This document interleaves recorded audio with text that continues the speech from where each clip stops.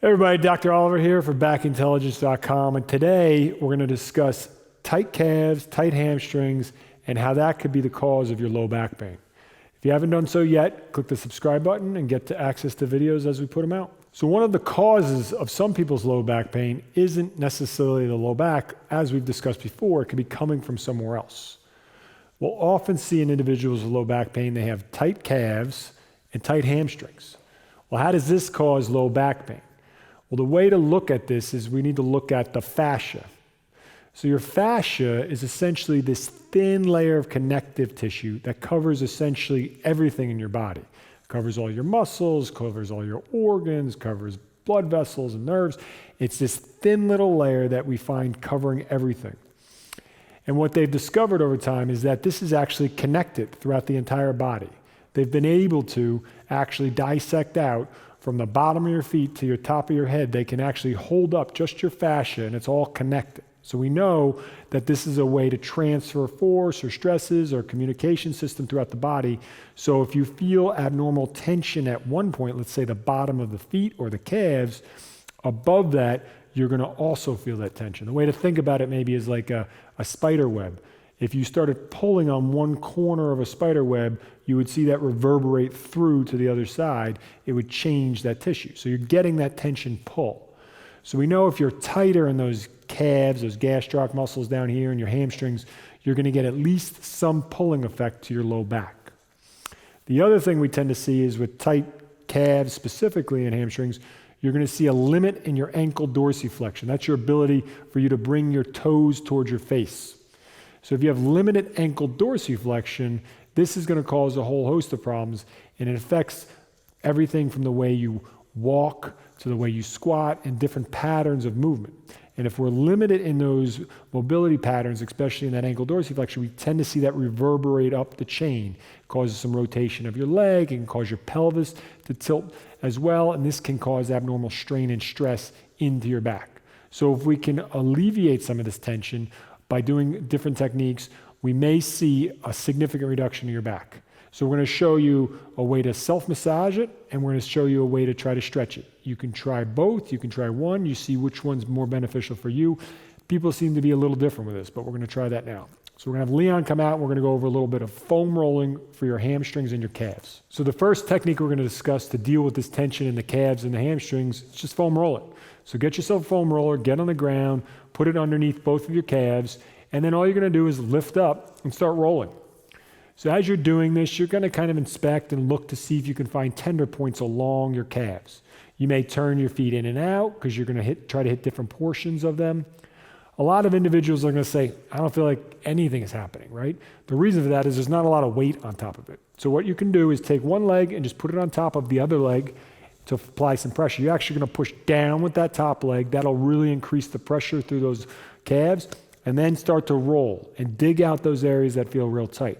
Again, be good about turning your foot in and out to try to target maybe the outside, the inside. Look for those tight spots and just roll on those. You're going to spend a good minute on the calf, search out those areas. If you find a good one, sit there for a good 15, 20 seconds, move on to the next area, and then switch the leg out. So put the right leg down, stack up the left leg, push down with that left leg, and again, you're turning that foot in and out, looking for different areas of tenderness and tightness, and roll them out and see if you can get a little relaxation. From there, we're going to move ourselves up into the hamstrings. So just move the roller up. We're not going to roll behind our knee. We're going to start above our knee, so we never roll behind our knee, but we keep that roller in the hamstrings behind our knee. We're going to lift up and just roll. Some of you may find this to be tender and tight and sore. Okay, then roll it out and work on it. But again, some of you may say, I don't really feel it. It doesn't feel like enough pressure. Stack one leg on top of the other one and see if you can apply that downward pressure to get more work on those hamstrings.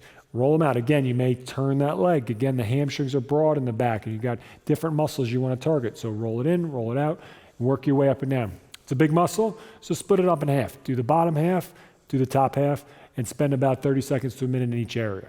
Again, working both sides, roll them out, see how you feel, see how this goes for dealing with the low back pain. So the next technique we're going to do is a stretch. We're going to try to stretch out the hamstrings and the calves to see if you can get some relief out of that tension as well. You can do this one standing. You just got to be careful of your low back, but we're going to point out what you need to do and what you need not to do. You're going to grab a chair, a bench, something you can get your foot up onto. You're going to try to have that toe pointed up to the sky or even a little bit towards your face just to get a little stretch out of that calf.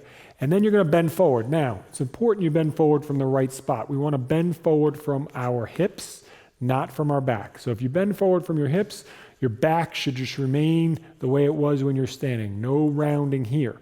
You're going to feel a lot of pull out of that hamstring. You're going to feel a lot of stretch and tension out of the back of the hamstring. You get that toe towards the face, you're going to feel a lot of that stretch going to the calf as well. We're going to have Leon show you what not to do. So come back up.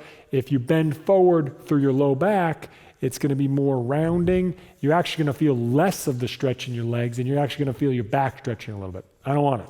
It's not what we're going for. We're going for stretching of the hamstrings and the calves. It's also important to vary the angle. So we talked about it before with the roller, moving that foot in and out. Well, if you take your foot and just turn it to the side, then do the same stretch, again, hinging at your hips and going forward, you're going to feel that targeted stretch in a different area of your hamstring.